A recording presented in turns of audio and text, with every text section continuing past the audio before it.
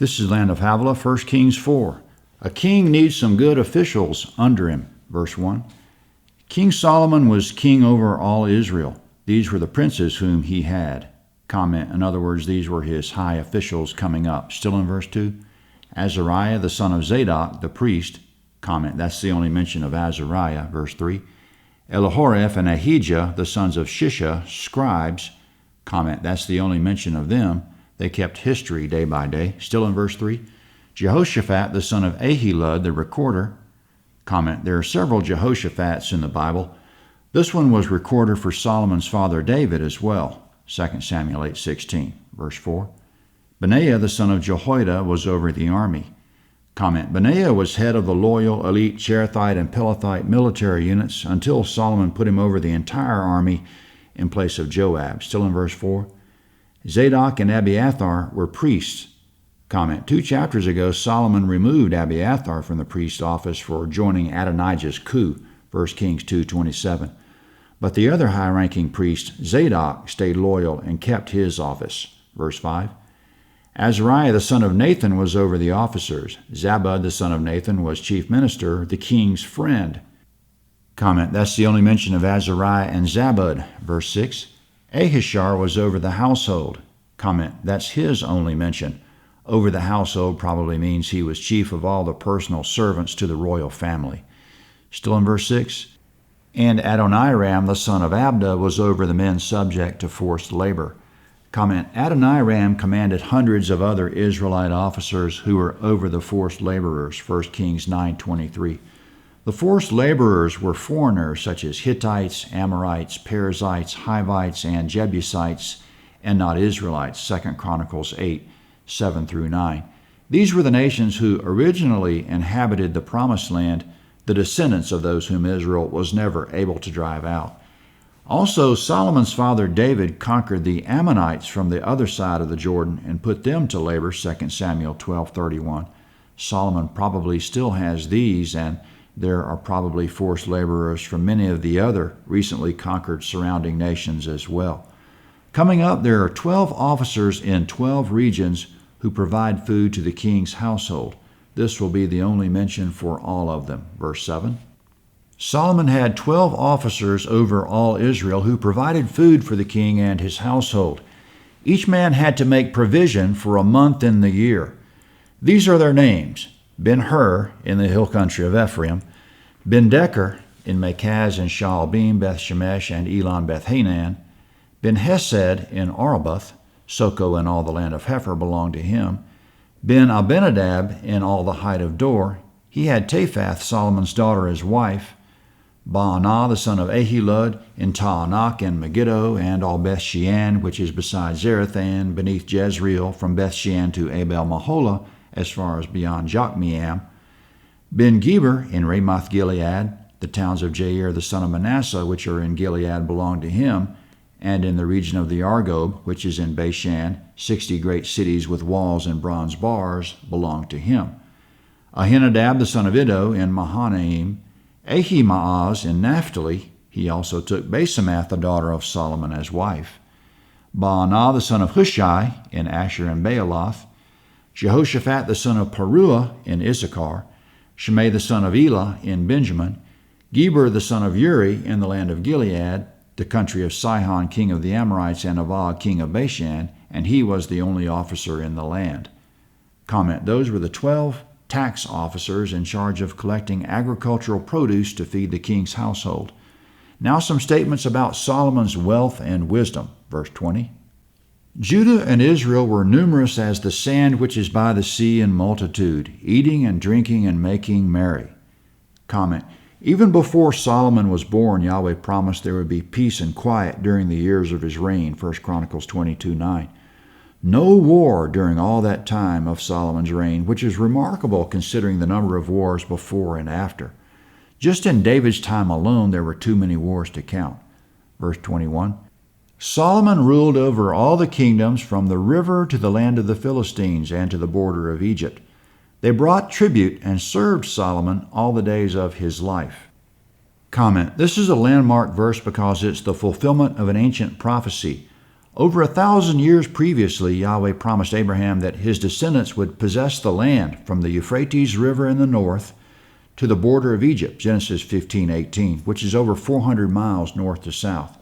It came to pass in David and Solomon's time, but after Solomon, Israel lost possession of it for long periods of history. Yahweh said that Abraham's descendants would possess it forever, in particular his descendants through Jacob, Genesis 48:4. So we're waiting to see exactly how that's going to play out. Verse 22, Solomon's provision for one day was 30 cores of fine flour. Comment, that's about 220 bushels of flour per day, still in verse 22. 60 measures of meal, 10 head of fat cattle, 20 head of cattle out of the pastures, and 100 sheep, in addition to deer and gazelles and roebucks and fattened fowl.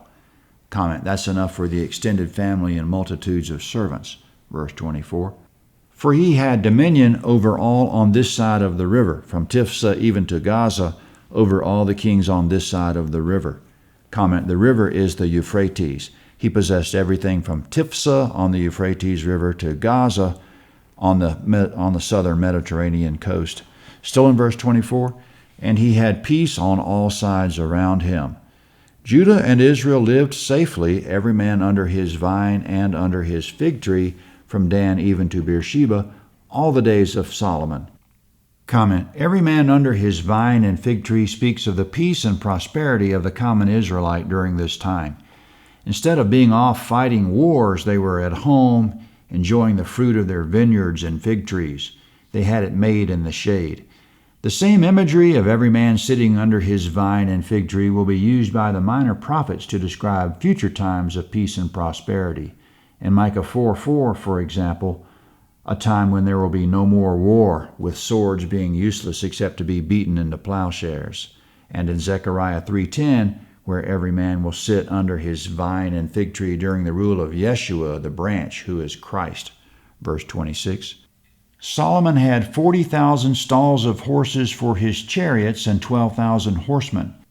Comment, Solomon's 40,000 stalls for horses is 4,000 in 2 Chronicles 9:25, so it seems a scribe either added or dropped a zero somewhere along the way. Now back to the 12 officers who provided food, verse 27. Those officers provided food for King Solomon and for all who came to King Solomon's table, every man in his month. They let nothing be lacking. They also brought barley and straw for the horses and swift steeds to the place where the officers were, each man according to his duty. Comment, everything's running like clockwork. Verse 29. God gave Solomon abundant wisdom and understanding, and very great understanding, even as the sand that is on the seashore.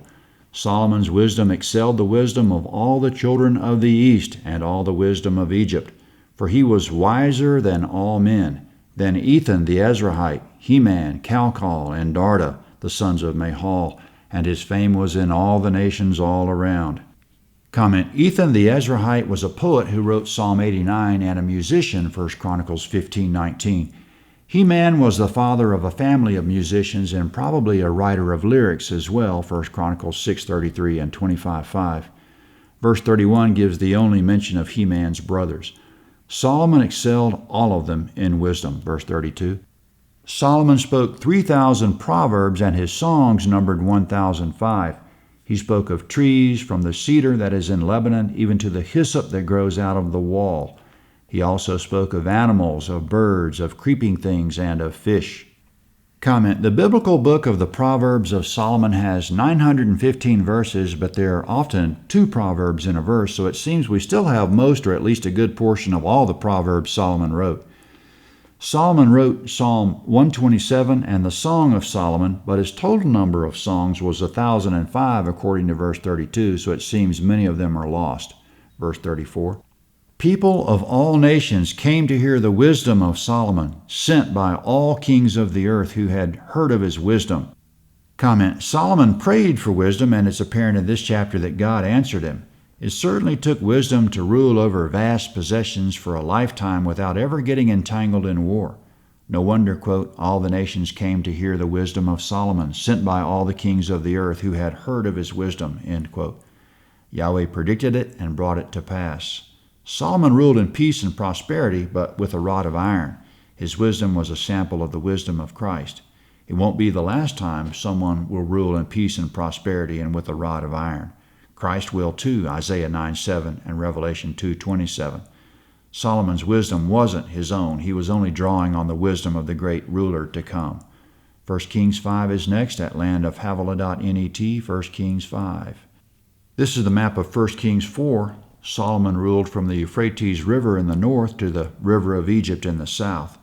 The River of Egypt is likely a reference not to the Nile, but to what's now the Wadi el Arish, which is a dry riverbed on the Sinai Peninsula, near the modern border of Israel and Egypt.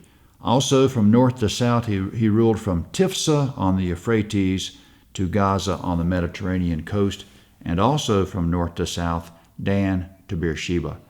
The 12 districts for collecting food are color-coded. 1 Kings 5 is next.